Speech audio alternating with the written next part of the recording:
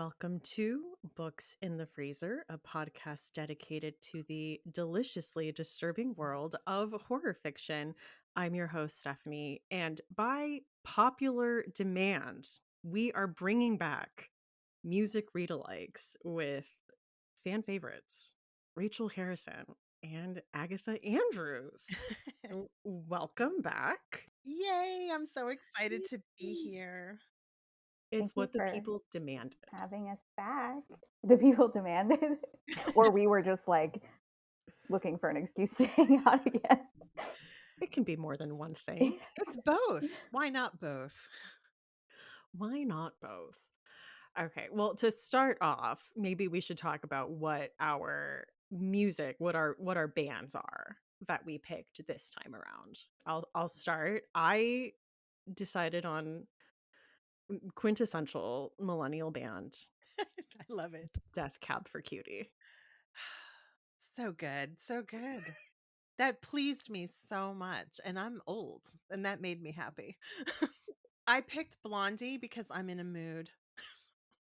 It's a vibe. Like Yes, my Gen X heart was in a mood, and so I picked Blondie. perfect. And I guess this is sort of another millennial pick. I went with Arctic Monkeys.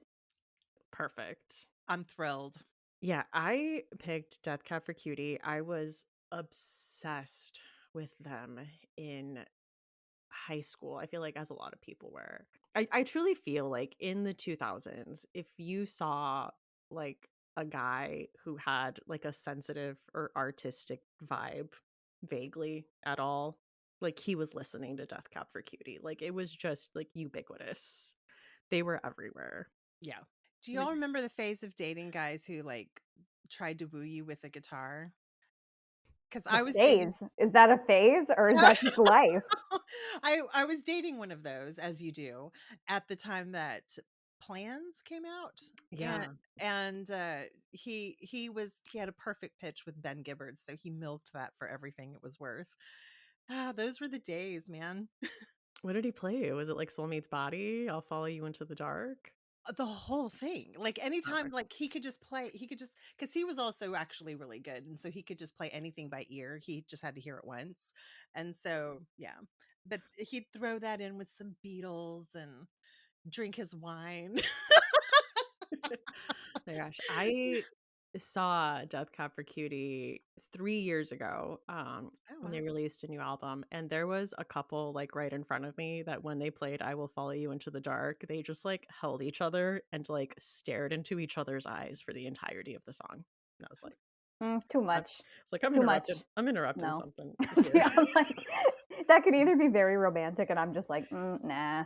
No. No, to them, very romantic. To me, I'm like, I Mm, feel weird. I'm in a public space, and I feel, like, weird. no, that's the couple no one wants to be around. I guarantee it. Oh man, and then it affects like your interaction with the show because that's all you're looking at instead of the band. Yeah. But it was so good. That was a bucket list show for me because, like I told you guys, I was obsessed with them. I feel like the way that barstool frat guys feel about like Creed's Higher, where Oh it's my like gosh. a religious experience. That's how I felt hearing like Ben Gibbard be like, "Ba ba." I was like, yes, we're in church. Yeah. Those were good times. And yeah, like I told you, don't tell Zoe that I still like them. Zoe Oh Deschanel.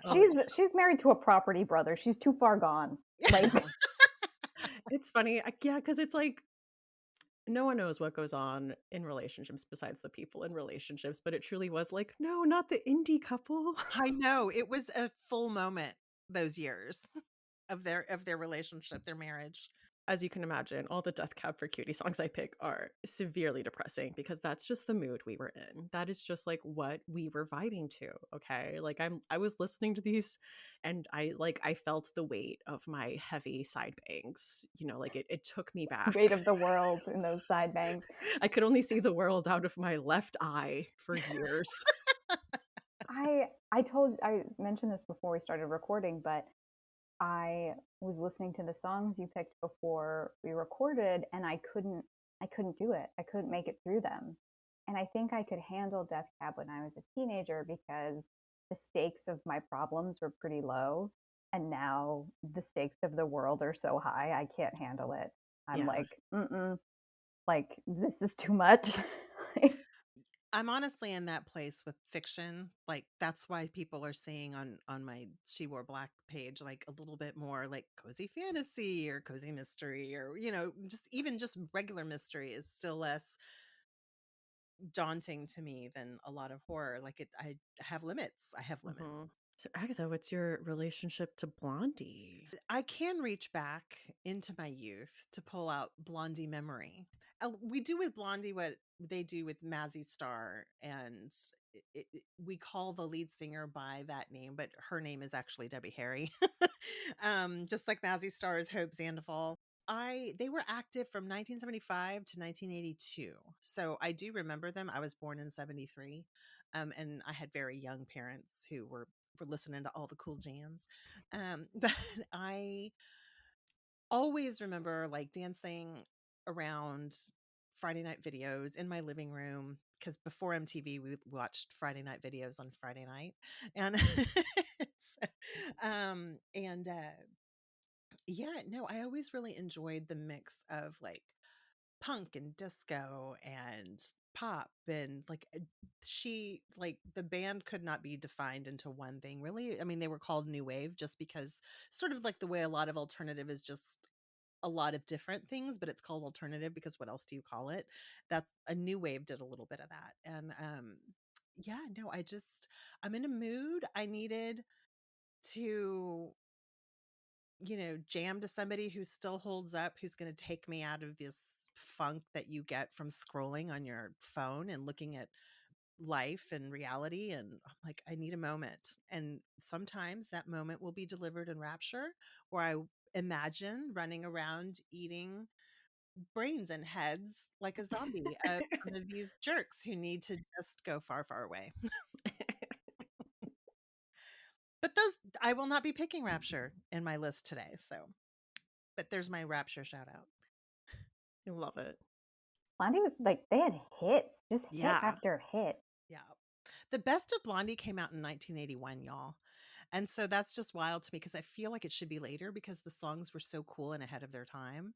So it's just wild to me when I think about that it was 1981 when The Best of Blondie came out. They had already had all these albums and everything. Broke up in 1982. One of the band members that she was dating got really sick and she took care of him for a while. He's still here. They're still jamming. So Oh, I love it. Yeah. I was trying to think about my like when my journey with Arctic Monkeys because I've been a huge fan for a really long time, and like I was thinking about like in the early aughts there was like the Hives and the Vines and like the Strokes all came out, and like I was really into that scene. And then for some reason I knew Arctic Monkeys came after that, but I just sort of like placed it closer. But I'm pretty sure the first song I heard by them was "I Bet You Look Good on the Dance Floor" from their 2006 album, Whatever People Say I Am, That's What I'm Not, which is like a great album title. Get that tattooed on my forehead. But I I must have been like an MTV eating my cereal before school discovery. And then um yeah, I really love Favorite Worst Nightmare. And then AM, which is arguably their biggest album, came out when I was like in my early 20s running around New York City. So like of course I was a huge fan. And yeah, perfect. That was like the ideal place to be for that album yes, release. like just like angsty and do I want to know why do you always call me when you're high? Like just perfect. And I I really love their new stuff too, which like their new stuff is kind of they have this big mainstream album in AM, and I feel like we'll get to it later, but like if they waited a couple of years, I think 5 years, and then they released this sci-fi concept album, and everyone was like, "What the fuck?" And I love it so much. And yeah, I really really love the band. I really love Alex Turner. He's a character. He's like, I think one of the last great rock stars. Yeah. And yeah, I'm excited because I feel like I was thinking of a band that would have songs that would fit with dark books, horror fiction, and I was like, oh yeah, Arctic Monkeys, 100%. It's just like a total vibe. I love the swagger. Oh my god. I love the swagger. I mean, it There's a there's a clip of Alex Turner accepting an award, and after he goes, I guess invoice me for the microphone, and then he reaches out and drops the mic. oh It's like, gosh. I love the Oh sir. my god. swagger. I, Yes.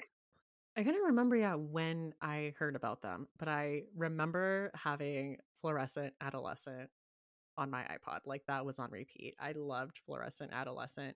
And then I think honestly after that I mostly just knew them from their singles, and I told you I was obsessed with Alexa Chung. She was like my fashion idol, and I knew that she dated Alex Turner. Yeah, they had a total like Tumblr era Ugh. like relationship. And I sent you both the love note that he Yeah. wrote to Yes. her, which like I can't stop thinking about your lips since I kissed them. Or it's just like a very, Ugh. very Tumblr, like very of that era. But a man who writes in pen and paper is like, we need more of that. That's more romantic to me than the couple that you were referring to earlier, Stephanie. Like, I've actually written it down. It's not just texted or. And just something about like not like when you die, I'll follow you into the dark. Like that's more just like, isn't it cool to be alive and making out Yeah. versus like, It is indeed cool. But listen, ninth grade me, if you ask me what the height of romance was, yeah. I will follow you into the Yeah, dark. because Would have been death is it. so far away when you're Yeah. 14. You're like, Yeah. wow, that's romantic. Now, Well, and it's on also this very side of 30, it's like, I don't want to think about it. I'm going to take my vitamins and that's it. Listen, if you go first, like I'll wait my few years. Like Yeah. yeah. let me have my widow era. Like, In my we widow still have era. to execute our wills. Like, It's also very Poe though. Like Poe is all like it's the same thing, same vibe. don't you just get Klinger vibes though?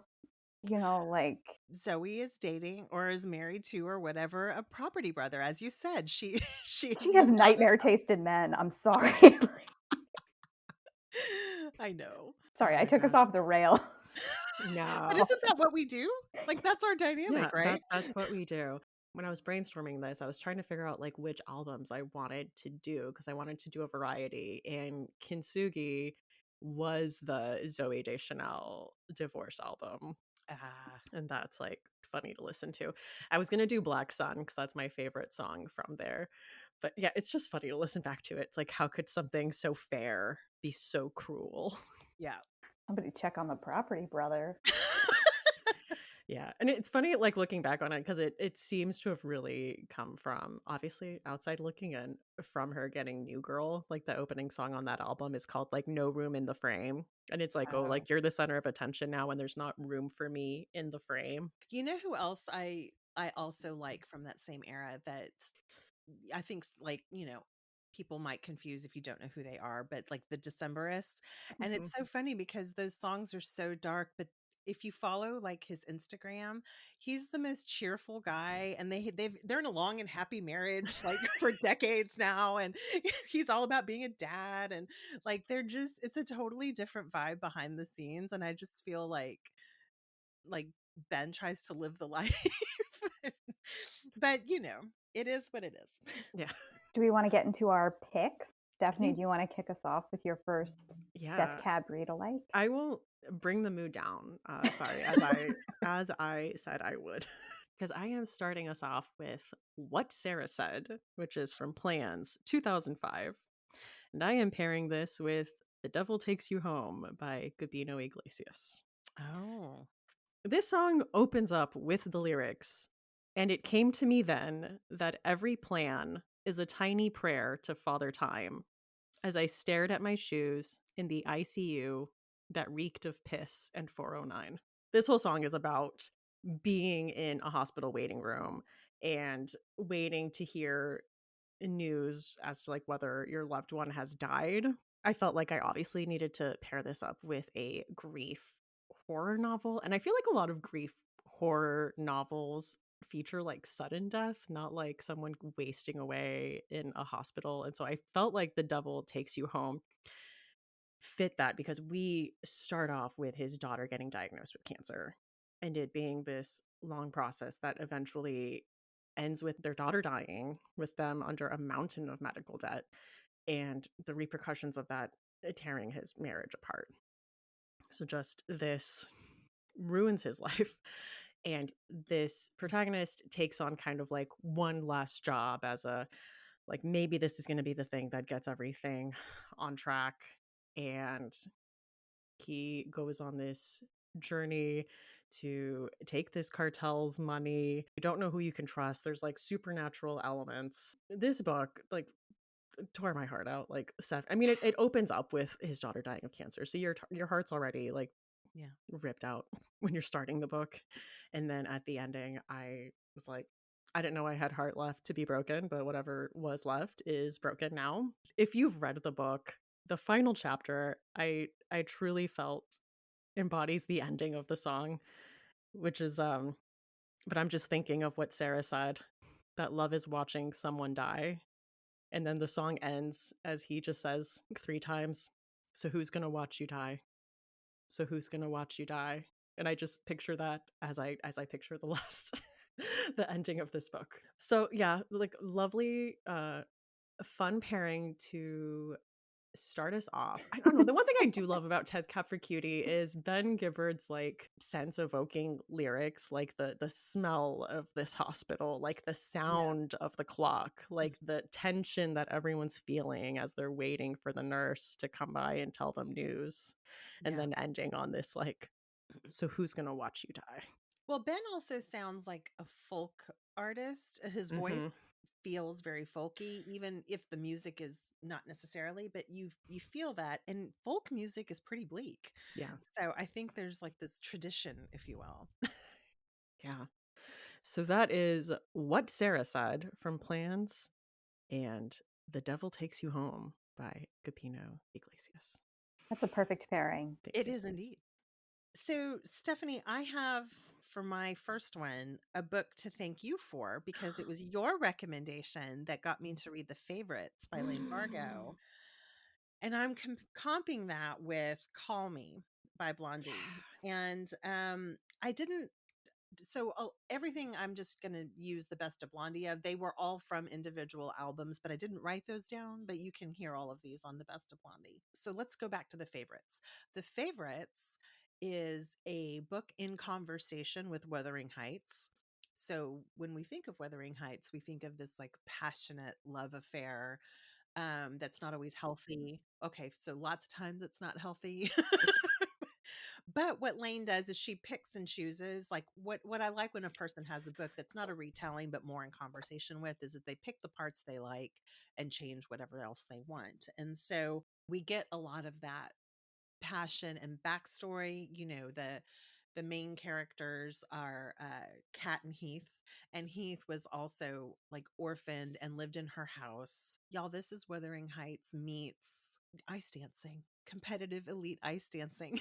And so, and she set it in that world, and I think it's a super compelling approach. I would never like who thinks of these things, to pair those things together. And I really like the pace of the read, but then she also describes like a lot of their routines and how sexy they were and how people were, captivated by them. And she did base it on a couple. I don't remember what couple that would do ice dancing. But it was also like it was saucy ice dancing. I can see twizzles happening to Call Me, but also like the lyrics are very, call me on the line, call me anytime. I'll arrive. You can call me any day or night. Cover me with kisses, baby. Cover me with love. Roll me in designer sheets. I'll never get enough. Emotions come. I don't know why. Cover up love's alibi. And then later she's, doing the call me thing again. She's like, when you're ready, we can share the wine. And I just, it just keeps kind of going with the same tone throughout the song. And I just feel like between the passion that's conveyed in the song and the pace of the song, I just think it would serve really well the favorites because of the story, but also because I really want to see them do a routine to the song. Yeah. Oh my god, I need a favorites adaptation ASAP. Bad. Like Um, now. yeah, They should have come out A series we simultaneously. can binge. Yeah. yeah. I can absolutely see it too. And like a big part of the book is their public perception as a couple, like their ups Yes. and downs. And so people are invested in like their performances and their It's a song soap opera. choices. Yeah. Oh my God. Thank you so much for recommending that book. I read it on your recommendation, I'm Stephanie. so glad you liked it. I binged it. It, Binged it. yeah, it was a So I good. picked it on a whim. It was one of the like Libro FM ALCs for the month, and I was like, that looks fun. And I was Yeah. like, I could not do anything for like 2 days. And I was like, I The, need to find things to clean. I need to find things to keep listening to this audiobook. the audiobook is so good because it's a cast. And I love that one of the characters is based on Johnny Weir. And she was like, can we get Johnny Weir to read that? And he did. And oh my God, it's spectacular. Perfect. I love it. I love that you did that. Like, I think pacing is something that I don't often think about with read alikes, but pacing is such an like important part of a novel and the experience of reading a novel. And I love like an upbeat sound. Like that's Yeah. also like Call Me is such a like Yeah. intense, Yeah. sexy, like punchy song. Ooh, yeah. So love that pick. Oh, thank you. My first pick, I I feel like I had to start with AM because I love AM. Everyone loves AM. I think it's a perfect album, banger after banger. Um, like I said, I was in my early 20s living in Brooklyn when this album came out. So, of course, Fantastic. I was obsessed. Um, I feel like again, love every song on this album, but Knee Socks just has like such a like gothic vibe to it, and the chorus almost sounds like a nursery rhyme, like London Bridge is falling down, ring around the rosy. Like something about the cadence and the Yeah. repetition just reminds me. It's just like almost like a sinister nursery rhyme. So I decided to listen to that track and just see what came to me, and I thought of House of Beth by Carrie Cullen, which is not out yet. It's out July 15th from Simon and Schuster. Um, the lyrics of Knee Socks are a little bit sexy, a little bit angsty. Nights are drawn out long, kissing to cut through the gloom. And House of Beth is about a young woman named Cassie who lives in New York City. She works in publishing. She has a girlfriend who she's like totally in love with. Um, but Cassie has pretty severe harm OCD.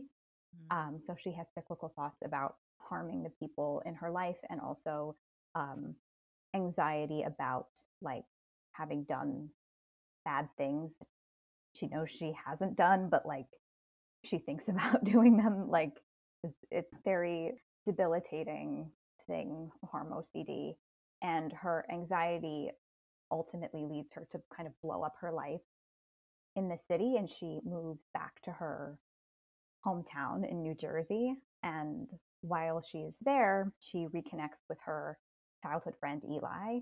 And Eli is reeling from the mysterious recent loss of his wife, Beth. And so he is now a single parent of two young children. And Cassie and Eli, the relationship escalates pretty quickly. And soon Cassie kind of finds herself living out Beth's old life. And Beth might have some things to say about that. I don't want to give. I am intrigued. Oh my gosh. Oh, Agatha, you love this book. I don't want to give too much away, but it's beautifully written, and like Knee Socks, it's a little bit has that like sexiness, it has that like angst, and it's also a little bit spooky. Um, Especially the lyrics in Knee Socks. The late afternoon, the ghost in your room that you always thought didn't approve of you knocking boots. And so just this like sense of like a ghost watching the novel. I would say like it's like almost a contemporary twist on Rebecca, but I was going to say, Yeah. it's a little bit more nuanced and surprising. Like, Okay. and I wouldn't say there are definitely some creepy moments. I would say like I have a tricky time recommending books as like horror books because I feel like that gives people a certain expectation of the level of fear that they're Mhm. going to feel. This is more of a like dread, mysterious, like if you're looking for jump scares, you're not going to find it in this book. But if you're looking to like simmer Gothic. in dread and like um you're like, what is going on? And that kind of like nuance of like, I feel like something fucked up is afoot, but I don't know what it is. Um, so yes, it's not out until July 15th, but if you like the song, I think you should pre-order House of Beth by Carrie Cullen. I'm writing this down. I know you're going to put links, but I want to look at it immediately after we're The done cover recording. is amazing. It's like bloody berries and yeah. Uh Yeah. yeah, Agatha, I think you would, it's just very gothic. The Mhm. book, it's very contemporary gothic. Oh my gosh. Ooh, I'm in. obsessed. I remember you talking about this earlier, and it immediately went on my radar. It's like, Yeah, I mean, just beautifully written, and again, just like a kind of relatable protagonist who's kind of lost in time, lost in space, like doesn't really know mhm. what she's doing and kind of tumbles into somebody else's life and it's just like, Yeah. wait a second. I like that something fucked up is afoot. Yeah. Yeah, there's some sort of fuckery afoot and you don't That's know the what pull it is. quote for the episode. Fuckery afoot. My next book pick is American Rapture by CJ Lead, and I wanted to do this with two songs because I really wanted to do Soul Meets Body, which is also from Plans. But I wanted to include a different album. And I feel like this song pairs really well with a song we were talking about earlier, which is I Will Follow You Falling Into the into the dark. Dark from Transatlanticism. I cannot explain to you the pull that Soul Meets Body had on me as a teenager. I wrote the lyrics in my head. There's a Greyhound station where I set my thoughts to far off destinations so they may have a chance of finding a place where they're far more suited than here. Just the teen angst of like, I don't belong here. There are better things for me out there was my vibe. I wrote it on like my shoes, I wrote it on my folders. Like, Sharpie on your sneakers. I did. Yeah, on my Vans, like all around. That's what it said. You're so cool. I was not. No, but that's so cool. So I picked American Rapture because it is about a girl named Sophie who is a sheltered Catholic girl. And I would say like even more sheltered than the normal Catholic girls at her school. Like her Mhm. parents are extra fundamentalist, and do not allow her to have like secular music or movies. And so she like truly doesn't have any grasp on the outside world. And then before the book even starts, we know that her brother was sent away when they found out he was gay to like a conversion, like, wellness center. Then in the book, there is an outbreak that, like, to simplify it, it turns people into sex zombies. Like it just becomes this like violent outbreak. And Sophie finds herself on the run. She meets up with a group of survivors. And so she's kind of like for the first time out in this big world and experiencing it's kind of a coming of age story for her as the world is kind of falling apart. And part of that coming of age for her is this like sexual awakening that's already in this extremely confusing time where there's an evil sex virus and someone who grew up in purity culture and already has like a big Yeah. distrust around sexuality and her body. And as someone who talks about coming out of religious deconstruction a lot, I feel like this coming out of it, having like a soul meets body moment is part of it, like feeling present in your body, connecting those two things that had been like very separated is a big part of that coming of age, coming into yourself journey. But also there is like a little bit of romance on there. Yeah. And I kind of feel like the hand in hand, we will take this on. And I felt like that also went really well into like, I will follow you into the dark. Like, I'm not scared of how like we are in this together type of thing. And I also wanted to shout out Brian McCauley's Candy Cane Kills Again because there is a I will follow you into the dark reference in Oh, there nice. if you catch it. Go figure. Clocked. I haven't read American Rapture, but what you're describing to me sounds like V. Castro's Goddess of Filth too. A little Um, bit, yeah. yeah, so it's just amazing, like the whole this conflict has within us as artists and I guess just humans, you know. I'll also say American Rapture like is a good pick for a Death Cab because that book made me sob. I was sobbing on my Oh. couch for the last like 50 pages of that book, just like ugly crying, like just like emotional devastation. I mean, in the best way possible. Mhm. Like you just feel so deeply for these characters and become so emotionally invested. But like I was messed up for like days after reading that book because like of the like I felt so connected to the characters that their loss like carried with me, and I had to Mhm. like I cared like the body keeps the score. Like I was like walking around feeling that heavy weight of devastation and loss, and I just think she did something so profound with that Yeah. book.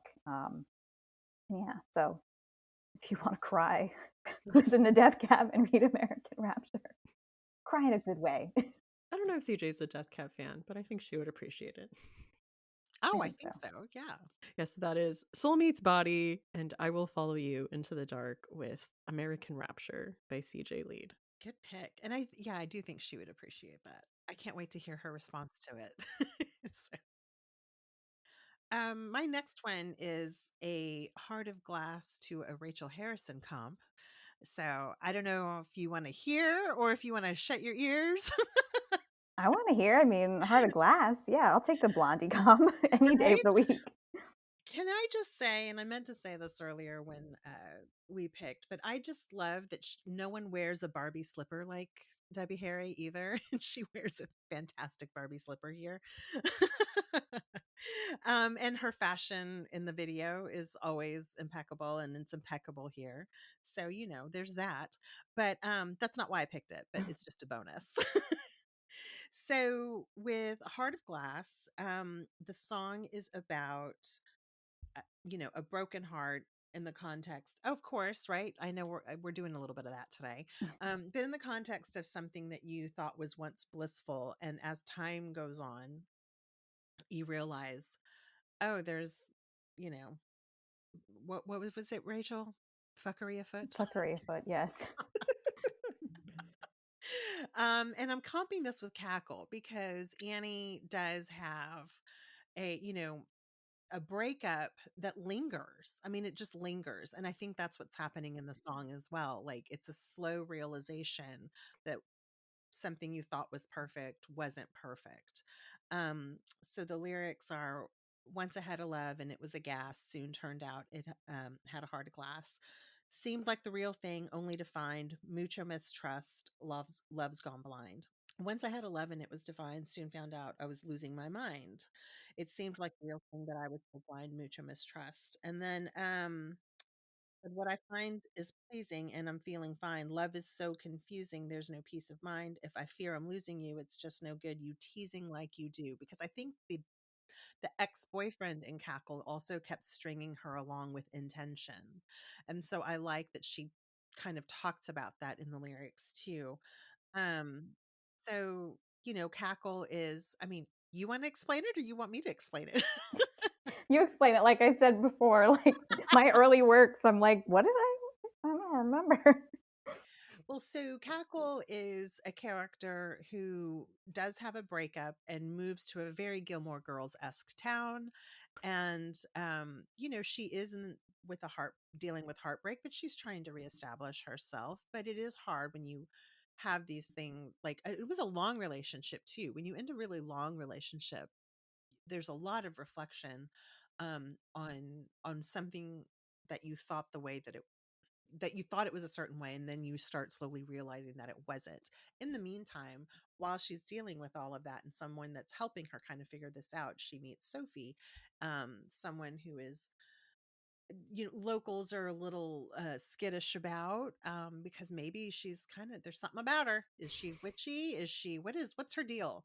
um and so, but it I love the build of dread in this one as well because it's not jump scary.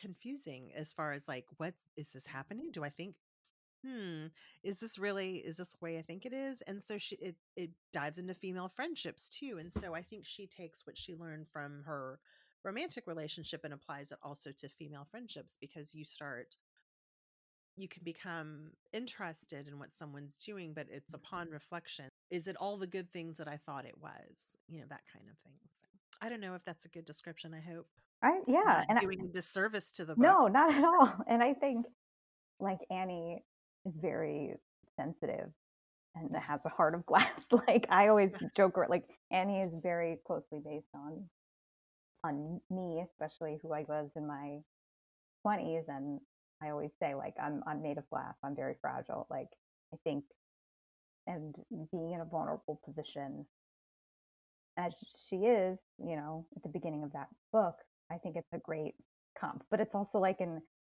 again, like thinking about like something not obvious about music, like, the pace of a song or like the tone of Heart of Glass. I think the tone of Heart of Glass like just fits so perfectly with Cackle, because it's like the lyrics are a little bit not like dark, but a little bit more pointed than if you weren't, we talked about this with gosh, why can't I remember the band that you picked? Blind Last Melon? Blind Melon, yeah, where Yeah. it's like you listen and you're like la la la, and then you're like, Yeah, wait, yeah. what are they saying? And I feel like Heart of Glass is kind of like that too, Oh, yeah. and Cackle is like more whimsical, and so I think like tonally, it's such a good fit. Well, and I'm glad you said that, because actually that's one of the appeals for me with Blondie, because if you look at a lot of her lyrics, whether it was, I mean, even the one I have coming up, and then like Rapture and lots of these other ones, there's like an underlying, like there's a sinister nature that is underlying, and it's also a build. Like my Final Girls song, it's catchy, it's fun, it feels like you're dancing or whatever, but it is creepy if you listen to the lyrics. And she'll slip something in at the end sometimes with these songs that also is like, ooh, she's got a punch to it. Let me see if this one has one of those. Um, I guess just get that out. Adorable illusion, and I cannot hide, I'm the one you're using, please don't push me aside. Like she's definitely does that, I think, in most of her songs. So I'm glad you pointed that out. I was gonna say, I actually love that also about your pick, Stephanie, for your band, because there are times where it feels like a bop, and then you pay attention, you're like, ah, you're crushed. uh, Yeah, tone. Oh, no. and the other thing is Blondie's voice, I think, is very ethereal, which I think is also very perfect for Cackle. Yeah, Sophie totally listens to Blondie. Yeah, she does. You Of heard it course here she first. does. I can say that. I'm like, guess what? I wrote that book. I can make statements like that. Someone update the Wikipedia page Yeah. now. It is canon. uh, Great pick. I mean, I'm biased. I'm like, wow, what a wonderful choice. The best. The best Um, choice. I must say, I don't tell them to pick my books. Look, man, you write a lot of books, and so, it just works. I just vaguely threaten them. Like that's it. Um, Fine. You You, Sophie? can't see the knife she's holding.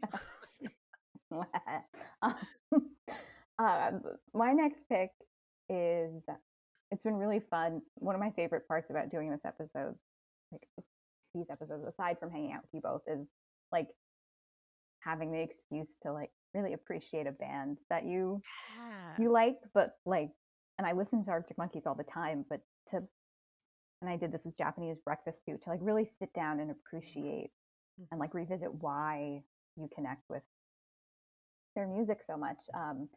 And I really wanted to do the song "If You Were There, Beware" off of Favorite Worst Nightmare. Um, it's a very brooding song. And Favorite Worst Nightmare came out in spring 2007, so my senior year of high school. It's the band's second album, which I was kind of surprised because in my head it came out like later. And I always like switch that one up with Humbug. But I described the sound as like alt rock, Brit garage band like music. Yeah. Not garage band, garage rock music. Um, I'm also like a Blur super fan, so Oh, like yes. I feel like there's something in there of like my connection to like my obsession with Blur, to my obsession with Arctic Monkeys. But the band is from Sheffield, so their accents are really strong in their early work, like Fluorescent Adolescent and 505 is also on this album, which I love. Um, but thinking about like the album and the catalog, If You Were There, Beware, I was like, it's such an emotionally raw song. The vocal delivery, the rise and fall of the instrumentals. It opens up with the lyrics, "If you were there, beware the serpent soul pinchers." And it goes on to talk about taking innocence and beating the good grace of a sweetheart, vicious ambition. So I was thinking aquatic because of the serpent, and then also coming of age slash loss of innocence, and was like, oh, Chlorine by Jade Song. Yeah. Um, Chlorine is about Ren Yu, a competitive high school swimmer who has a lifelong obsession with mermaids. It is a coming of age body horror novel that is not for the faint of heart. Trigger warning for sexual assault. Um, it's a novel about independence and identity and power dynamics and pressure and beauty, and it's heartbreaking and like very cutting, the same way If You Were There, Beware is like heartbreaking and cutting. Um, like the lyrics in If You Were There, Beware, go on, girl, go on, give us something gruesome. And I'm like, Chlorine gives us something gruesome. Like, I love Chlorine so much. And I love the song so much. And I think they tonally are a good pairing, and lyrically, I think a good fit. But um, yeah, that's my next one. Chlorine, and If You Were There, Beware. So good. I also love the Sheffield reference. It just because that is a vibe. Northern England is not the same as like there's more grit, and I think it comes out in bands from Northern England. Yeah, like, and I think like I don't know, it's very. They have a lot of Sheffield pride. Yeah. They're And I'm like, very are they Sheffield Wednesday or Sheffield Blades? Because I'm a Premier League fan. ah But yeah, they have a lot of grit, and I love that may contribute to the swagger that I love so much about them too. I think when you're artistic in a gritty place, there's some really sexy shit that comes out of that.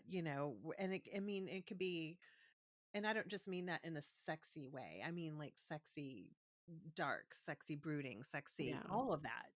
It's we made sure to get all of our Alex Turner thirsting out in the group chat ahead of time. You sent us some edits. Like, I was like, yeah, absolutely. Ugh. I cannot be held responsible for the things that I said in the group chat. But yes, can agree. anyone? Can Ugh. I? I'm sorry. The AM era, the leather jacket, the The cigarette, hair, the like oh, spoop, the like very like 1950s greaser, like Yeah. um, and just yeah, invoice me for the microphone.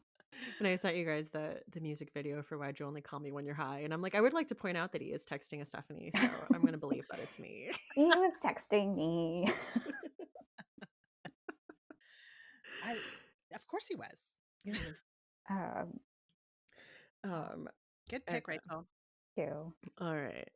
I when we did this last time, I did Lucy Dacus, and I also included a song from her other project, Boy Genius. So I thought I would do the same thing with Death Cab for Cutie and include a song from Ben Gibbard's other project, The Postal Service.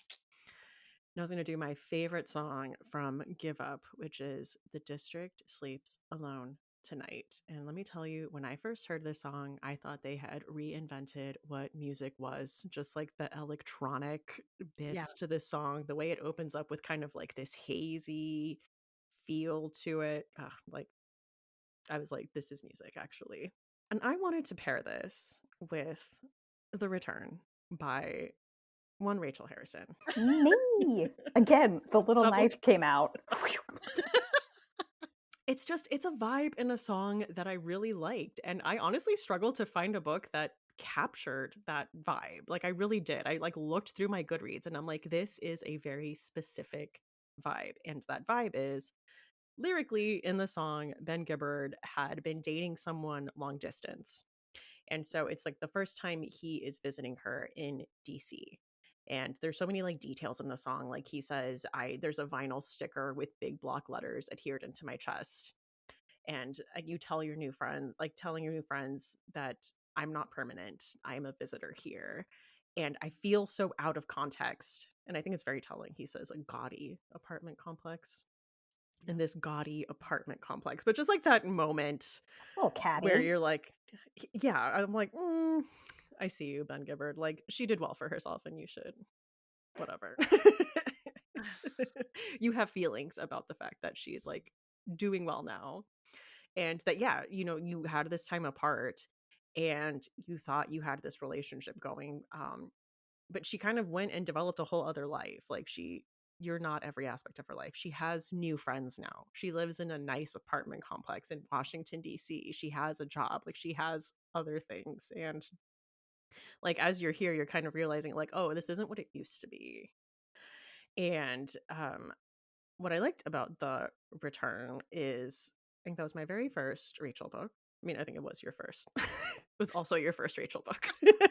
Yeah. Like, I guess that makes sense. And it's the first track on the album, so there we go. Yeah. But it is about Elise has this friend named Julie. It's this group of 4 friends. Julie goes missing. And she went on a hike. She got married. She moved into this like Airbnb with her husband, and she went on a hike and went missing for 2 years. And the other 2 friends and even the husband are like, we need to do a service. We need to move on with our life. And Elise is the only one that's like, no, she's still out there. And I love Elise as a character. She was fascinating. I think she's living in Buffalo.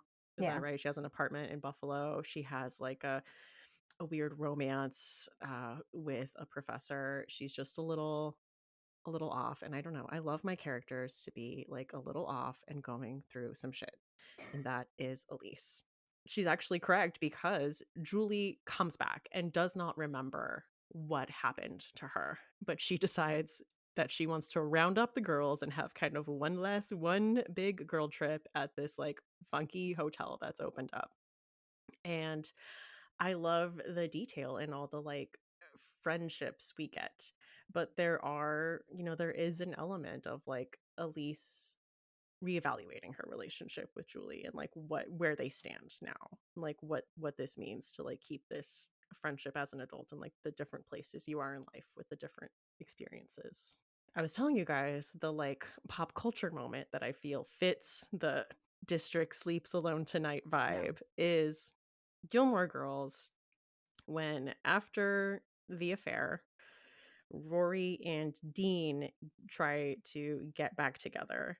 And Dean goes to pick her up from her grandparents' house. And they have invited kind of all the suitors in the area. And so Dean pulls up and sees Rory like running around with these like trust fund boys. And he has his like District Sleeps Alone Tonight. Like, what am I doing here? Like, I don't fit into this context of your life. And like, why am I trying to make it work?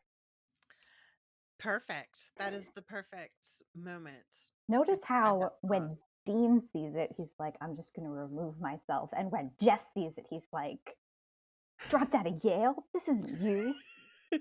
You have to make Yale multiple syllables. Yale. Yale? Dropped out of Yale? The But thing, that is he an saw iconic. he saw and he fought for her. And he Yeah. woke her up and shook her. He was the only one who really knew her. I'm sorry. When I was in high school, I was a Dean girl. I was obsessed with Dean. I loved Dean. And then as an adult, I was like, what is wrong with you? You had Right? terrible judgment. It was Jess. Jess all along. Yes.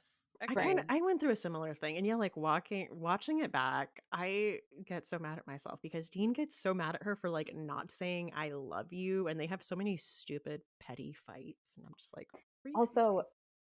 I don't like Logan, I don't but either. I think they deserve each other because Rory Probably. sucks. Another thing that I realized watching it back was Rory is the worst, and yeah, she belongs with Yeah.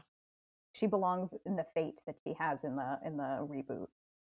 And Or Jess belongs with me. So. yeah. I'm in a Gilmore Girls bit posting group and I'm just there for the memes. Like I contribute Mhm. nothing. But they say all of these same things in memes. And I'm like amazed at how many different ways they can make a meme. Like, where are y'all pulling all of this out of? But to basically say how much Rory sucks, how great Dean is. I mean, how great I was like, Jess is, and how much Dean sucks. And I'm like, it's amazing how many different ways they've found to say these three things. Also, can I just say, my favorite Lorelai boyfriend was Max Medina. my favorite was Digger.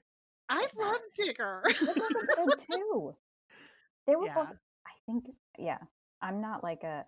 I like Oh, Luke, but I think she would have been better off with one of those. Yeah. mhm. That's my hot take. Is Ooh, Digger. Skeldon. Yeah.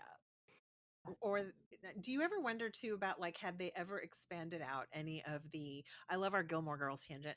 If they had ever expanded out any of the guys she like casually dated, like the one dad who wanted to take her out like when she first goes Oh to yeah. Chilton and she's in the shitty clothes. Like I'm sorry, you can pull out a regular pair of jeans to go drop your daughter off. But anyway, or I don't know, just any of the I'm just curious, like what would have happened there? So anyway, that's pointless. Doesn't need to be included.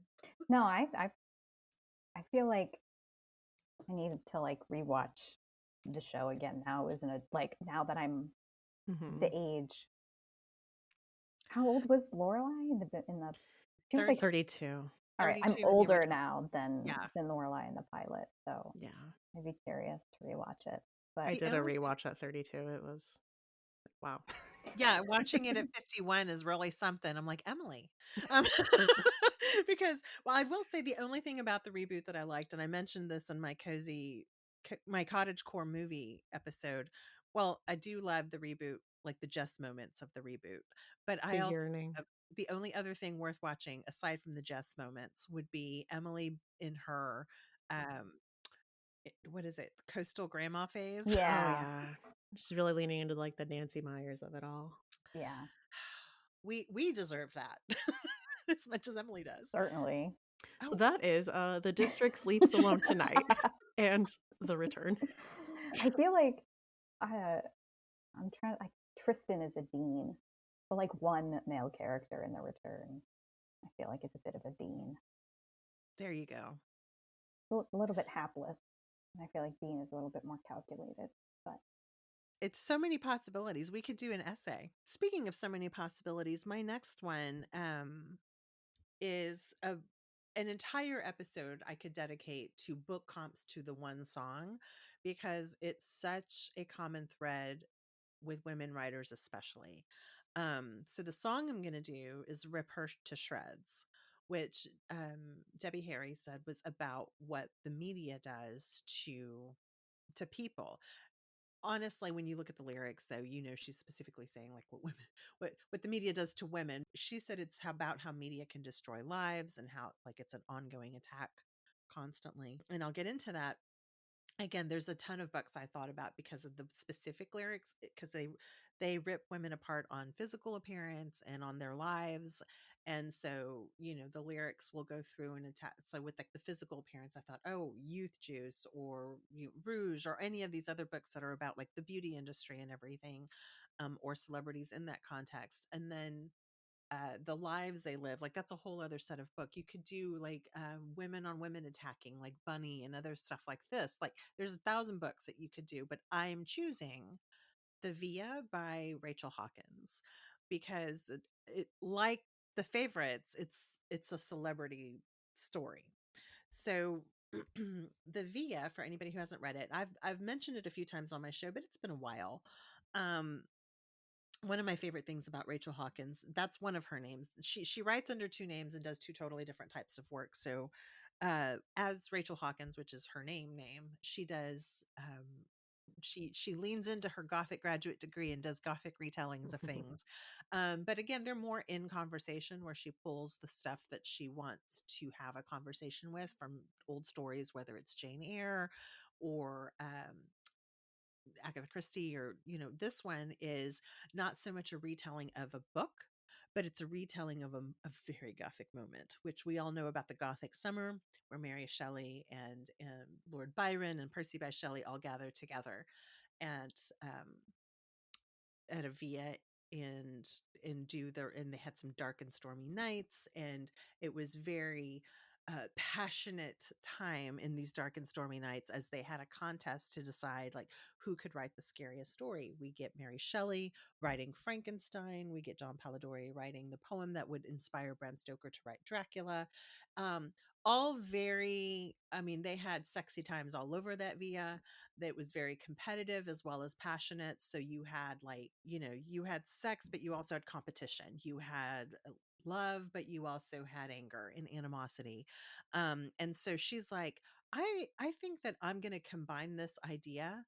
This is Rachel Hawkins. I'm going to combine this idea with Fleetwood Mac. Nice.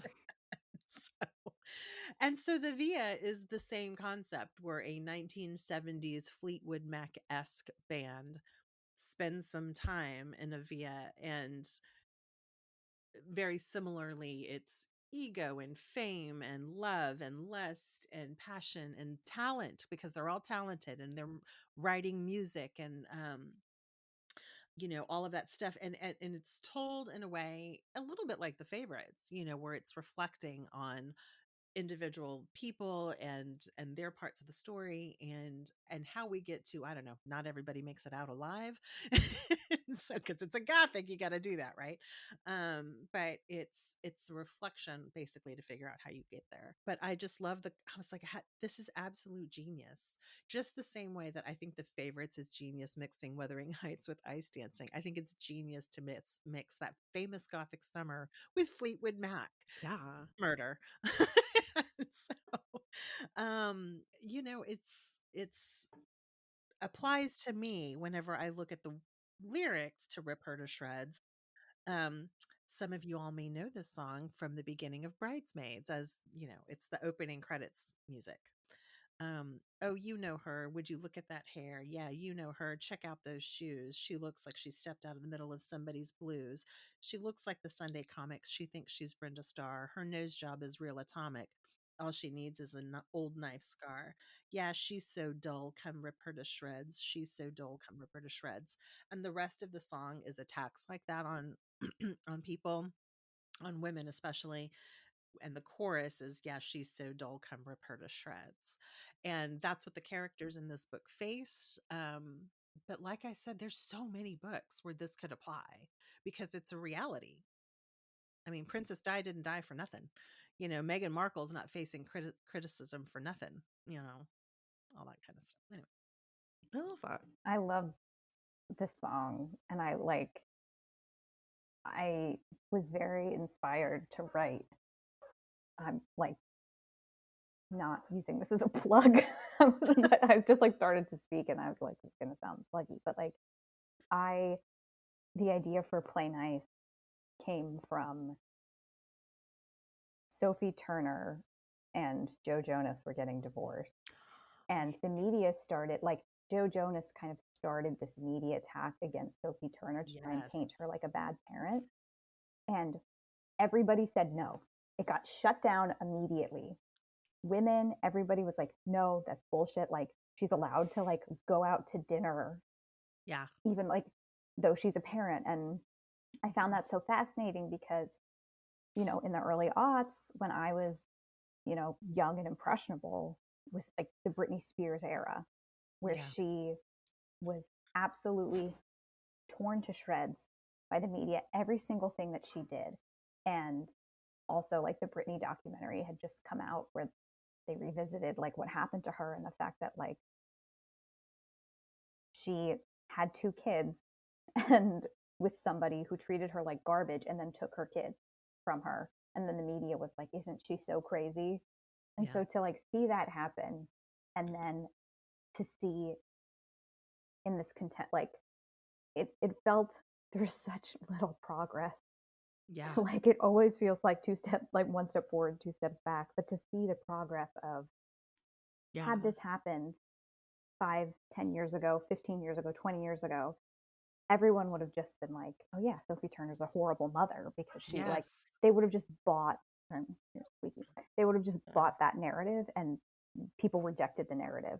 So I think like but it still happens. Like we're not past it, but I Yeah. love this song.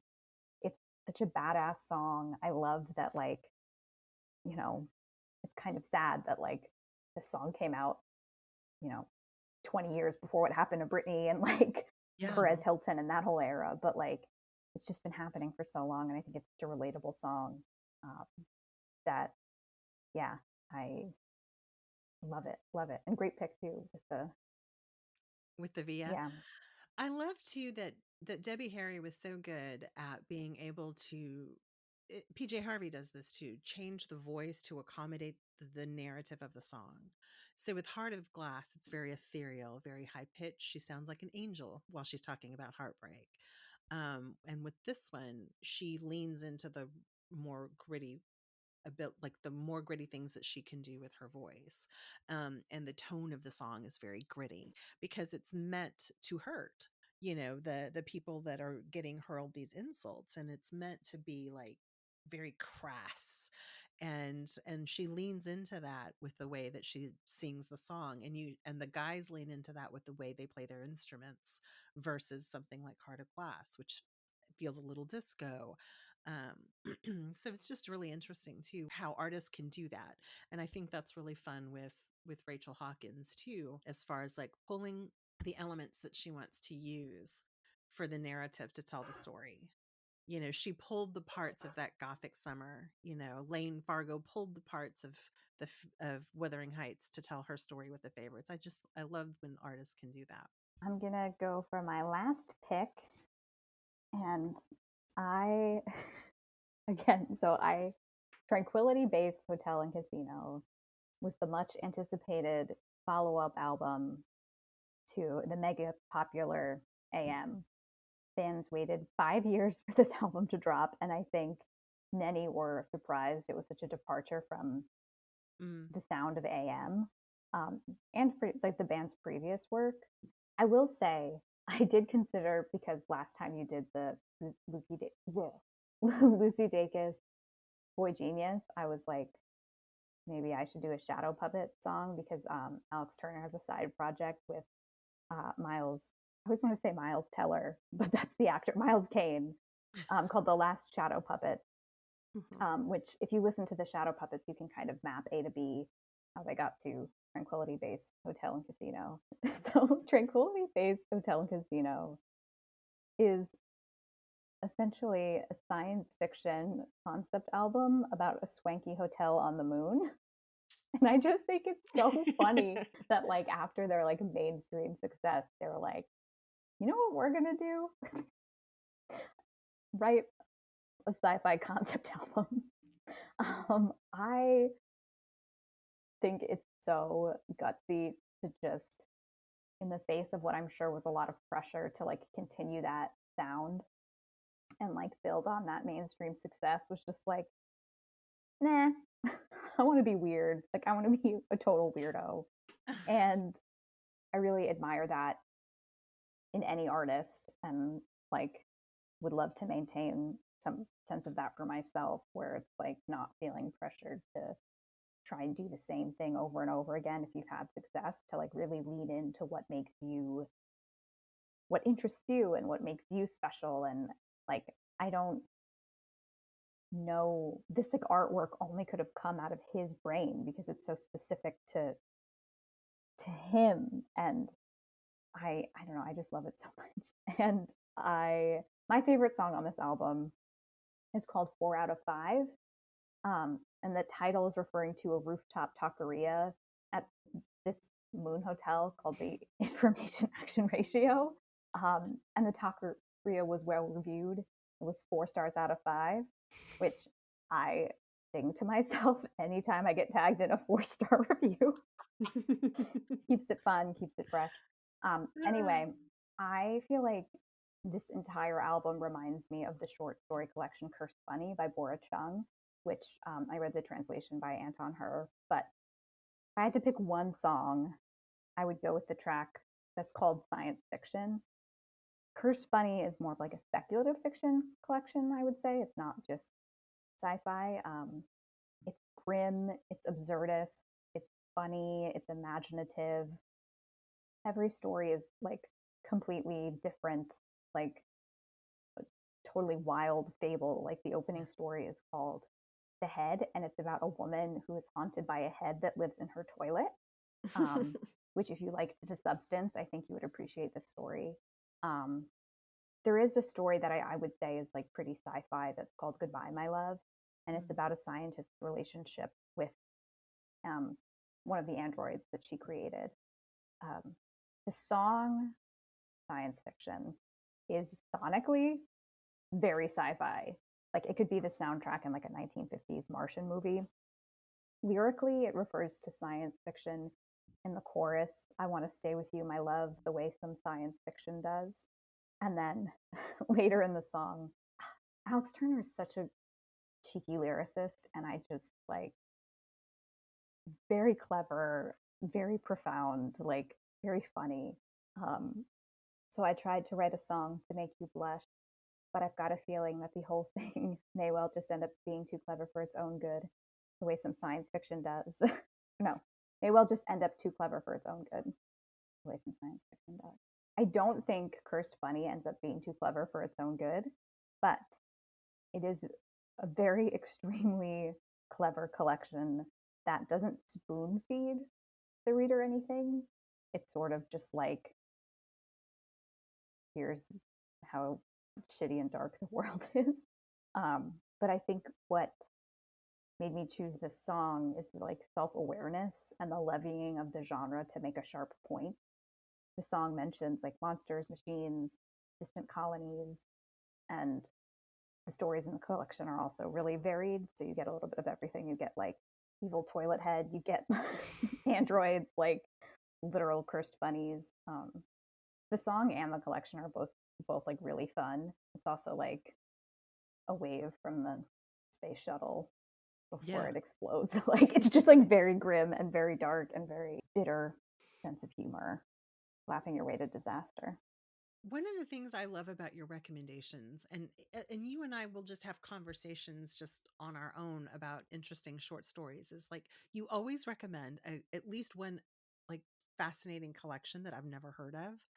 And I'm always like, this sounds like the greatest thing ever. Why aren't more people reading these stories?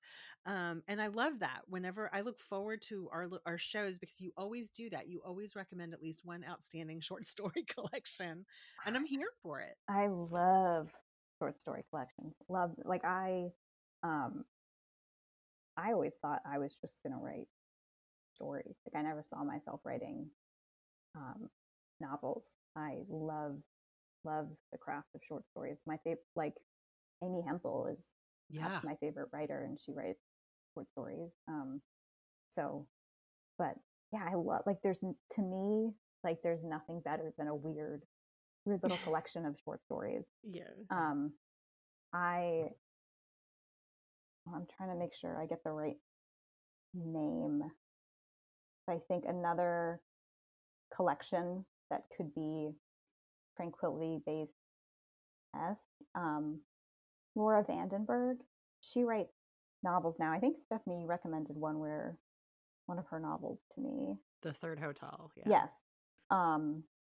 She wrote a collection called What the World Will Look Like When All the Water Leaves Us.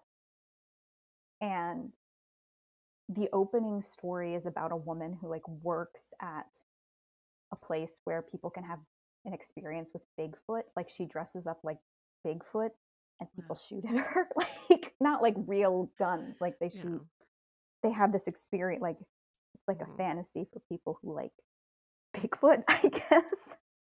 Um, and it's like it's to me it's like on like the Mount Rushmore of my favorite short stories, but just like again like a little bit dark, a little bit weird, um, and a similar vibe to Tranquility Base. If you're here to get weird, then like and Cursed Bunny might be a little bit too like you might not be able to match Cursed Bunny's freak.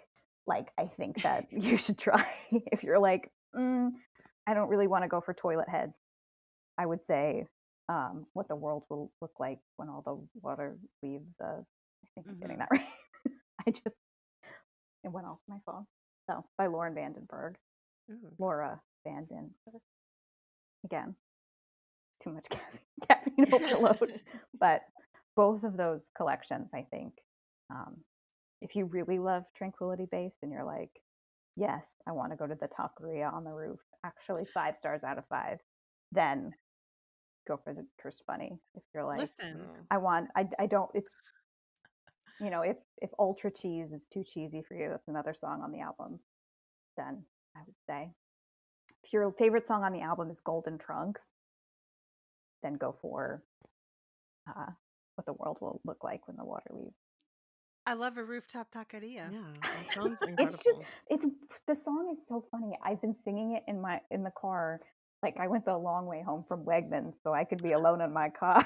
Like Aw. cuz Alex Turner does it from like this like I think this song is from the perspective of like different songs are from the perspective of different like hotel workers, and I think he's got like a lounge singer-esque vibe on this song, and he's like his vocal delivery is like a little bit smarmy, and it's just so fun to sing this song when you're alone. Like I like listen to this song, sing it in the shower, get all the lyrics wrong, and just like really ham it up because we all need to be goofy right now for a little bit of relief. Yeah. And like it is so like this song is just so much fun.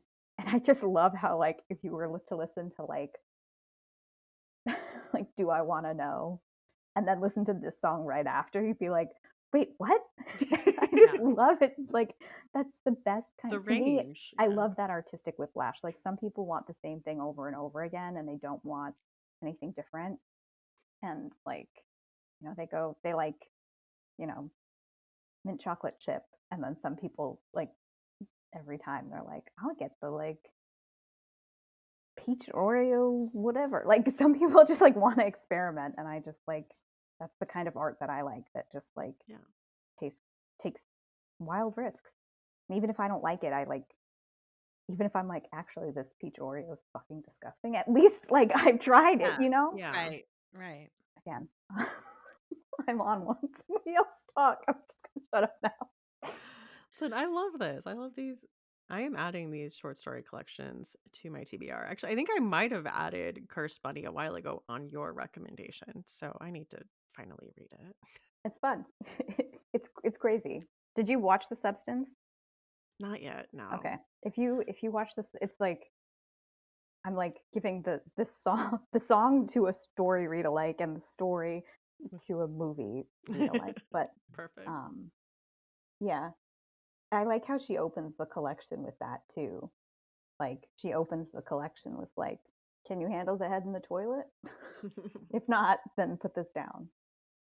I also love that the opening line of the album of Tranquility Base Hotel and Casino is, "I just wanted to be this one of the Strokes. Look at the mess.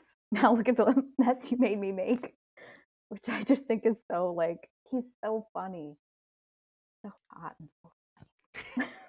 Are we doing chilling obsessions? We are.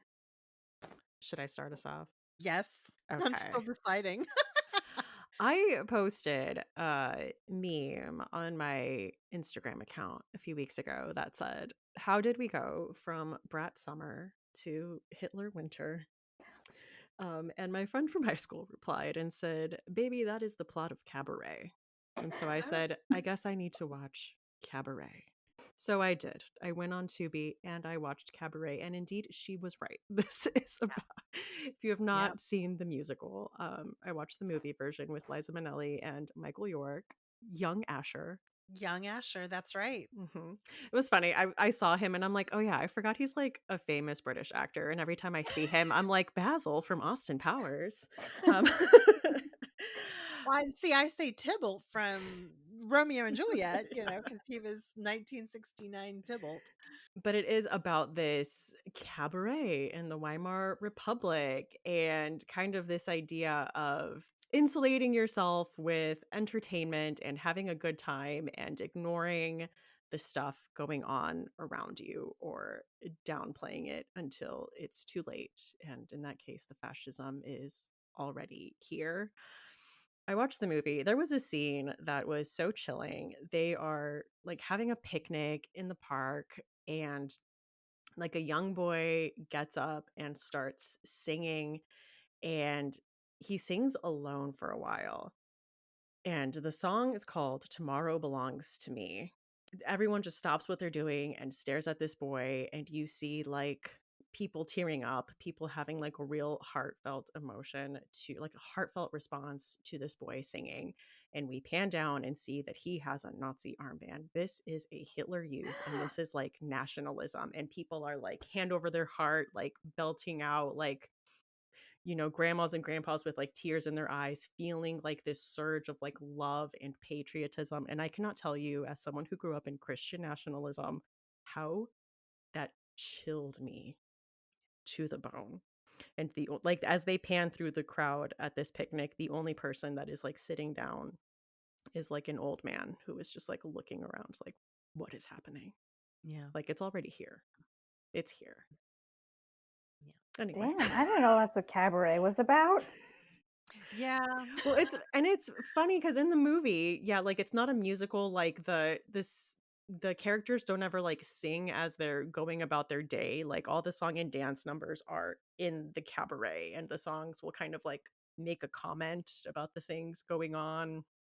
But it is just like everyone has a good time here Yeah.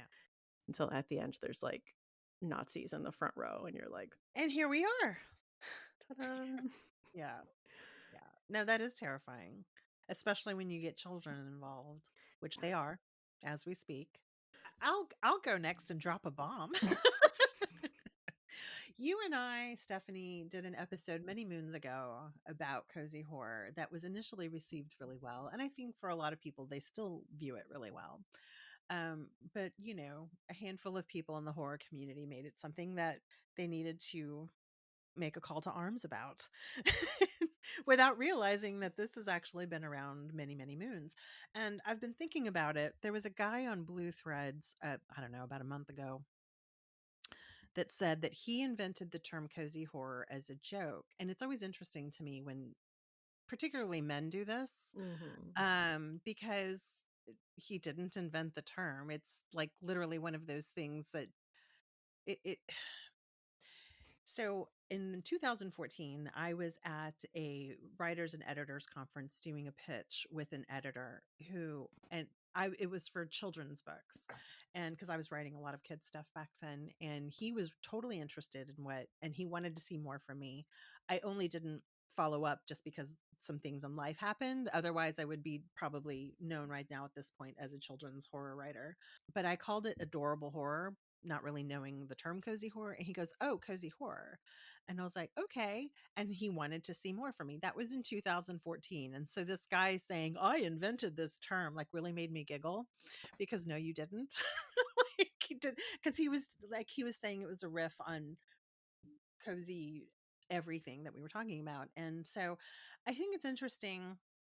And the reason why I'm interested in it right now and I'm obsessed with it right now is because I am a marginalized person living in Texas during the chaos that we're living through right now. So I feel like for my mental health, I want some level of comfort with whatever I read.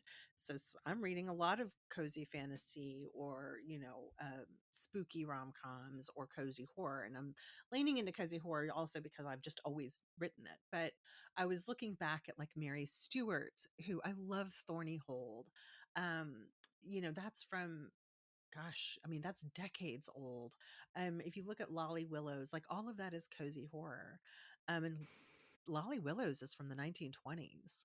Um, so I don't know. I like having a mix right now because it's really fucking hard to get through life. And if I want to have some cozy vibes, like let me have them while I have whatever spooky thing I want in it. So there is something I revisited. Y'all may be interested. And speaking of short stories, there's a kids collection of short stories that I was reading while I was going through all of, writing a lot more kid stuff. Um, but it's called Cabinet of Curiosities, and my friend Catherine Catmull has a lot of stories in it. And there's one by Emma Trevane, who hasn't written anything in like 10 years, and her stories are so good. I really wish she was still writing. Um, but it's called Fairy Cakes, and Fairy Cakes lives in my head rent free. And it's a story about a village, like every day, no, every first Tuesday of February, every year, the village has to make like thousands of fairy cakes, like tiny little cakes, because the fairies come for their cakes. And they all hustle to make all of these little cakes and they set them up. Well, one year, the delivery guy doesn't make it to deliver all the ingredients. And so the parents start panicking and just pulling together whatever they can. They only manage to make like a couple of dozen fairy cakes. And fairy swarms, they hear them. And in Austin, we have like millions of bats, and you can hear them that live under the bridges.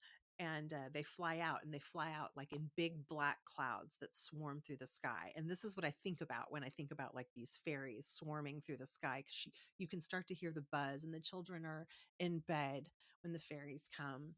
And of course, the fairies are very angry that they don't have their cakes. And all the parents are murdered. This is children's fic, you guys, but it's cozy horror because it's cakes and it's fairies, but it's also all the parents in the village are murdered because they didn't make enough cakes, and the fairies don't leave any blood or bones left, but the kids are on their own, and they've learned to never like let the fairies go hungry. So as they grow, they've taken that lesson with them. Because it's you know, this kind of stuff. And I'm like, that's an interesting combination to me because of the way she writes it and the way that it's told. And it's called Fairy Cakes, but it's so sinister, and I need this kind of combination for me. I can't dive into the really dark, blood and gore everywhere stuff right now. So, I feel that. I love that. I love the idea of that. Like, that's such a great, brilliant concept for a story. isn't it?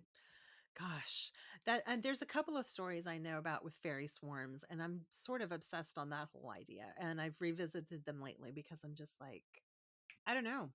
There's certain visuals that you don't see very often, but I am obsessing with fairy swarms. My big takeaway from that is we need cake. Yeah, I think we need to eat cake. Is what I'm getting. The moral of the story I'm getting is I think I want cake. Like, I think maybe like well, and don't forget to leave one for the fairies. Yeah. they can have some too, but like I think like we really just should probably have some cake today. You know, I'll get busy. I like how you're like I'm gonna bake a cake, and I was like I'm gonna go to Wegmans. I'm gonna got the Yeah, pre-cut. Like I go for some carrot cake right now. maybe some cupcakes. That is my chilling obsession, cozy horror. um, my chilling obsession, and I don't know what about this. I'm like trying to figure out what fascinates me so much about it. I talked about it on live the other day, and like a bunch of people left, and I was like, oh no, I've alienated my friends. But like, I'm just gonna be honest about it. I'm really into scammers right now. Okay. Really into scammers, and particularly medical Mhm. scammers, like the Scamanda podcast, Caitlin's Baby. Somebody recommended Believe in Magic, which was by the same people who did the Missing Crypto Queen, which is a great scam, cryptocurrency scam podcast. I don't know what it is about it that like I just find it so fascinating and like it's like I think it's interesting because during the first administration, Trump administration, there was a big true crime. Yeah. Like people became really interested in true crime and like and then cults. I think I wonder why. But like Yeah. now for me, I'm like, why am I like clicking back into this like dark, like in a way that I wasn't during the Biden administration, where I'm like all of a sudden fascinated by scammers. I'm like, well, I mean, it could be because uh, our president is Right. a scammer. So I was like thinking about that, but then medical scams in particular, just because it's like a very to prey on vulnerable people, Yes. and then the I think to prey on people's empathy I think is so sinister and it just like really fascinates me about like how these people's brains work and like what is the motivation? Is it just attention or is it something else? I have so much anxiety and the fact that people can just scam like how do you live with that anxiety of like I lying don't all the know. time and like keeping up with your lives? There's a show on Netflix called Apple Cider Vinegar, which is based on a true story about a woman named Belle Gibson who lied about having cancer and she said that she cured her own cancer holistically. The show is really well done. Caitlin Dever, amazing actress, she plays um, Belle Gibson, and it was just it's I think because it's like fictionalized because it's like not it's based on a true story, but it's not. I think they're able to kind of like really dig into like what what about it like it kind of helped me understand my own fascination with it, which is the like social media aspect of it, the like attention, like the currency of attention, and then also the like wellness aspect of it. I think Yeah. our healthcare system is so broken Yeah. and like Yeah. I mean I was just like I want to go eat cake, but like so much of the food we ingest is just like chemical poison and I just You make it at home, yeah it's probably fine. um just like all of these factors and like how there's a character in the show who really believes that she gave herself cancer because she stopped taking care of herself Mm. and um I just I like all of these things that I think are just background noise, background stressors or things that I don't really think about enough, and um, it just all kind of manifests in this like big knot of like this interests me because I have feelings about it, I have thoughts about it, I have fears about it that I can't quite parse out, and that's Mhm. why I'm like attracted to these kind of stories. So that's my chilling obsession, my the fuckery afoot. Fuckery afoot. Yeah, we have a measles outbreak here in Texas because Mm. people won't Yeah, vaccinate. that's It's like another thing about like that, and I think it affects everyone. the Yeah. the like post. I was thinking about this the other day. The fact that we as a society haven't processed our trauma from the pandemic, Yeah. Yeah. and that comes up a lot. Like I hit something and I'm like, oh, this is because we lived through a collective trauma, Hmm. medical trauma, and like just we're like we're vaccinated, cool, and like sort of just like we're Yeah. so eager to get out of it that we haven't like sat in the Mhm. suck of it and like really thought about it. And so I think that's like another reason why like all of these pieces kind of keep coming to me as I'm like listening to these podcasts and like watching Apple Cider Vinegar, where I'm like, Yeah. why am I engaging with this? And then something will click and I'll be like, oh, because of this, this, and this. And um, Have you heard of the podcast called Sawbones? Yeah. No. Yeah. Sawbones is excellent. And it is a couple, a married couple. The guy is a comedian, so he brings like humor to the table, but the wife is a doctor and she works in a hospital. And so they talk about different medical things, whether historical or current. And they will talk about a lot of this kind of stuff, like medical stuff. I mean, the wellness stuff, like basically dispelling the myths if it's a historical thing, they'll tell us like, this happened on the Oregon Trail, and you kind of learn about it. And it's funny because he's a comedian and she's also like a super smarty, so, like with who is an actual practicing doctor. So you're getting facts. It will be everything from like CBD oil to, like COVID questions or whatever, Yeah. but it's told in a totally accessible way and really engaging, and they have a book and they go on tour and all of this stuff. So if you're interested, you might really like Sawbones because it's also funny. Yeah, that's a good. I need some like levity Yeah. if I'm like actually getting into like medical stuff because I'm very Yeah. squeamish. But yeah, I also think like part of it's like I'm just getting older, and so like the reality of like having to take care of yourself in your 30s is different than the reality of taking care of yourself in your 20s. And like Yeah. um Mhm. somebody who grew up with disordered eating and like all of these things, like I just think it's such a like, I don't know, it's pressing on a bruise Yeah. and just like the worst of humanity. I think trying to understand the motivation behind somebody doing something so cruel during these times where we're watching stupid people and cruel people in charge, like it really makes me like I crave understanding. And like Yeah. I think to like see, like in the case of Belle Gibson, like a young woman who's like around my age do something, so, or like Scamanda, where it's like, you know, this could be like a funhouse mirror of my life. Like, why do these people do these things? Mm-hmm. And, maybe if I can gain some understanding about something cruel, like it's harder for me, like true crime and murders, like that's why I got so into cults for a while, because I was like, yeah, I would join a cult. Like, I'm not above it. Like, if someone's like, we're offering you community and like we're all hanging out, it's great. Like, we're finding purpose. I'm like, that sounds lovely. And like the same thing with, these medical things where it's like, I always feel very eager to help people, but like, growing up, I really liked attention. So like, where is the like, I can Mm. understand why someone would want attention and like this like social media age that we live in. It's just there's like a lot of threads that really pull me in.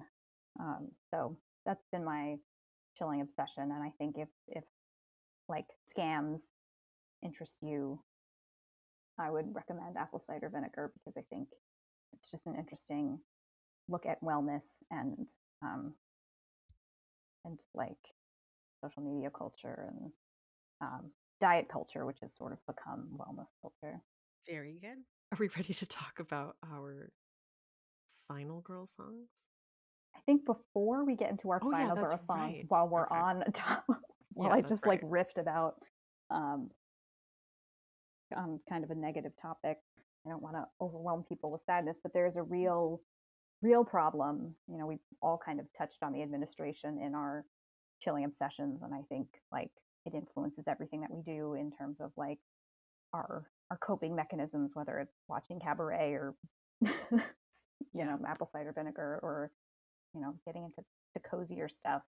um Agatha, do you want to speak to, I feel like you're more articulate and better equipped to speak on the subject that we wanted to touch on Yeah. today. Um, yeah, so I think it's really important for all of us to try to remember that as we try to find cozy or comfort in things, as we try to, a lot of people are like, my joy is my resistance. And, I certainly understand and support all of that, but we need to remember that this is definitely a privilege, and a lot of people are experiencing a lot more discomfort and they can't escape it. So domestic violence cases are on the rise under our new administration.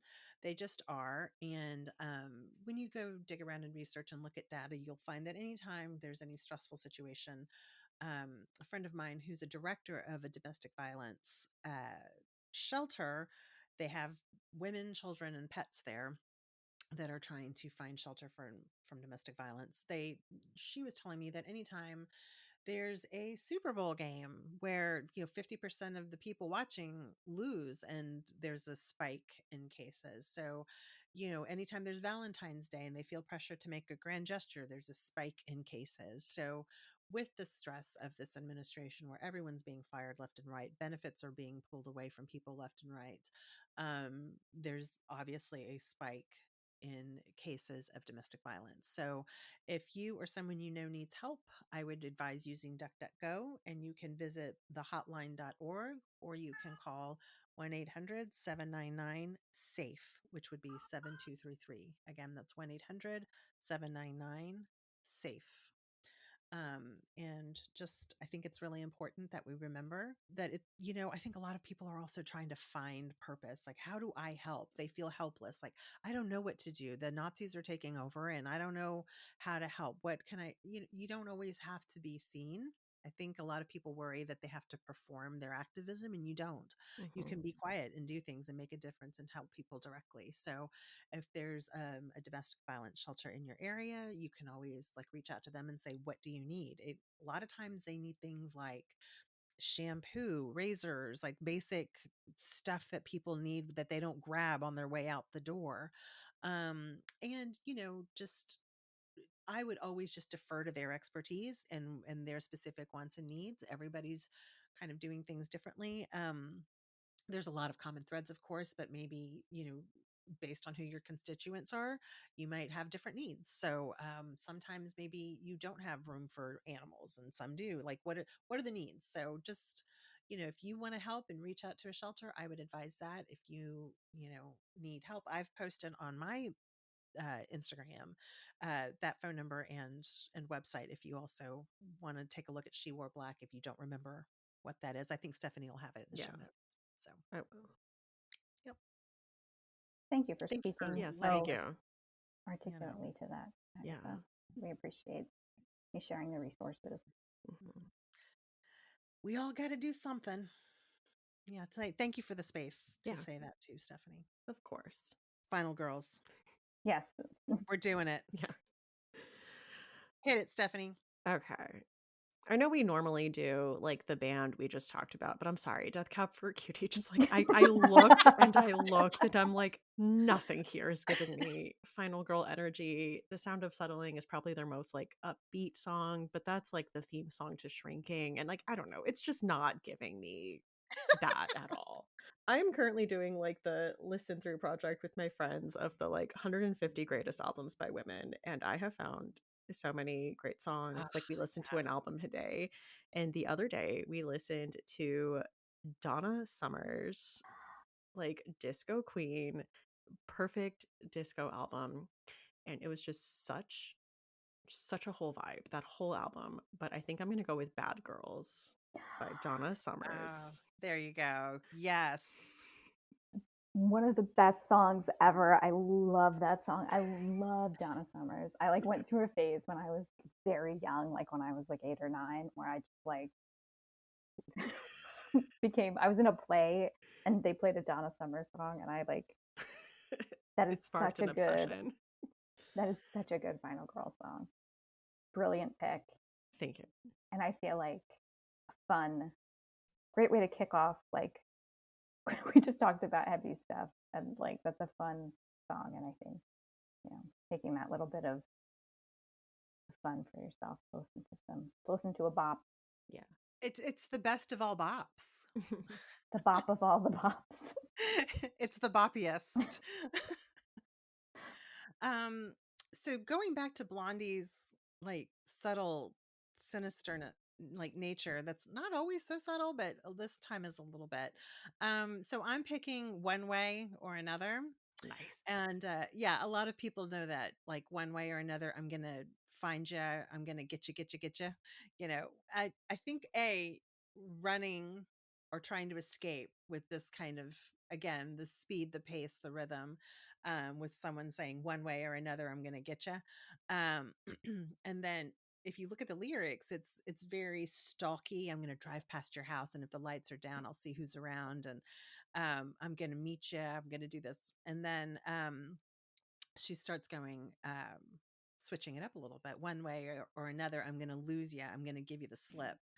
And I'm going to trick you. And then, get you, all that stuff. But then she also says, I'll walk down the mall, stand over by the wall where I can see it all, find out who you call, lead you to the supermarket checkout, some specials and rat food. Get lost in the crowd. So it's like, it's a little sinister, but I feel like it's a revenge song, Yeah. like for someone who's stalking. Yeah. Um, but I love how she's like, I'm gonna give you this slip, towards the end. So That might be the she, best final girl song of all time. yeah, she's like, she's switching it up, man. Yeah. So That is so perfect. that should be on a final girl T-shirt. Yeah. And give you the slip. My final girl song, again, I feel like I maybe it's my like contrarian nature, but like I feel like people complain about the Arctic Monkeys like newest stuff that doesn't sound like their old stuff. Um, and their latest album, The Car, I really love, but again, it's very different. Um, I love the song Sculptures of Anything Goes. Mhm. It's a very captivating song, very atmospheric. I interpret the lyrics as like a pushback against criticism of them experimenting with their sound. And I think it's like cheeky and rebellious and very rock and roll. And to me, it's just got the vibe. I've like, what's vibe alert? I think I've said vibe maybe twice. I was trying not to say it at all. The vibe of it is like that moment where the final girl like turns to face their killer and says like, "Okay, come and get me." Like that's kind of the Nice. vibe. No, that's no, it's good. Yeah. That's that's my final girl song. Sculptures of Anything Goes. Arctic Monkeys. I think they're Ooh. gonna make it. I Yeah. think all our girls are gonna make it. We're Yeah. all gonna make it. We're Yeah. all gonna make it. Thank you guys so much for coming on here and chatting music read alikes. Thanks for having us. Thank I you. had I had a great time as always. I love being with my buddies. Thank you so much for inviting us back. Books in the Freezer is a bi-weekly podcast. We post episodes every other Tuesday. You can find us on Instagram, Threads, Blue Sky, and TikTok at Books in the Freezer. If you want to send us an email, you can do so at booksinthefreezer@gmail.com. Show notes for this episode and all previous episodes are at booksinthefreezer.com, where you will find a list of the books mentioned, as well as links to the Final Girl song playlist and the Patreon. A little fun news about the Patreon: I started a new series called The House at the End of Fear Street that is available at the Malevolent Spirit level, where I am reading the Fear Street novels and talking about them with very special guests. So I have one episode out as of this recording with Cameron Chaney about the first book, The New Girl, and the next episode, The Surprise Party with Brian McCauley, will be out very soon. So I am very excited about this project. I did not grow up reading Fear Street, and it's been really fun to dive into these. Thank you so much for listening, and see you next time on Books in the Freezer.